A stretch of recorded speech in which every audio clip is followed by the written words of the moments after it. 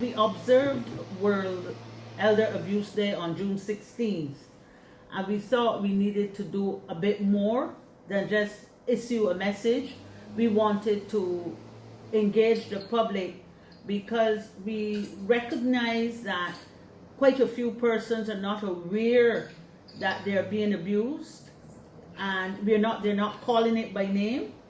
And as I said earlier, we recognize we need to heighten the awareness about elder abuse with a view to seeking some solutions and also offering some recommendations from BARP as well. But most importantly, to engage with the public, because we need to know what they're feeling, and we want to fix it. We know that we can assist in the process of fixing it, but we want them to help us to identify where they're at. Because Corey, you will recognize that this is not a Barbados situation, but it's an international situation. They've even termed it as a silent epidemic. And I think I think World Health Organization, they have stated in one of their reports that 1 in 6 persons internationally are victims of elder abuse.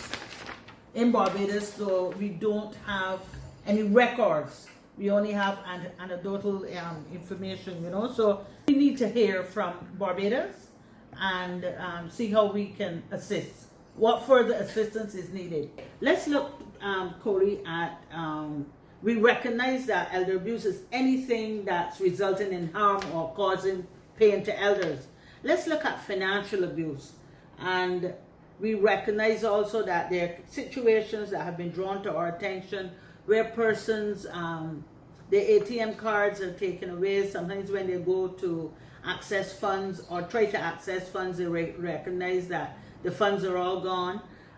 Quite recently, we received a call from an individual, and she didn't even recognize that it was abuse, because what she was saying, what she volunteered to us, is that her children, one of the children, would come religiously every month and take her to the supermarket. But when she goes to the supermarket, she pays for their groceries and hers as well. And she said once she's finished, that's the end of her pension check. But she said, every month she comes very, very faithfully. I don't even have to call her. And when we started then to engage with this lady, I said, but you realize that she's abusing you? But she didn't understand it. She couldn't put a label to it.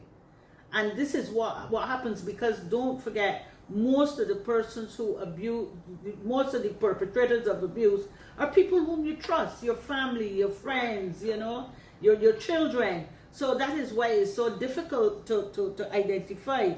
Verbal, of course, most people would identify that very easily, but it is the financial and the emotional abuse that, and quite a few, what has been drawn to our attention very recently as well, is abuse when it comes to land, where persons are saying, okay, Corey, you can go ahead and, you want to add on to the house, you add on to the house. It's my house, but, I'm your mom, you could add on to the house. But at the end of the day, somewhere in between there, you want to get the mom now off the property, out of the house. And, it's a verbal agreement, and it's done in love.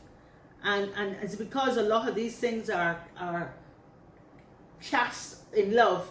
People don't recognize it. So that is what we want to do. We want persons to be able to identify that they are being abused.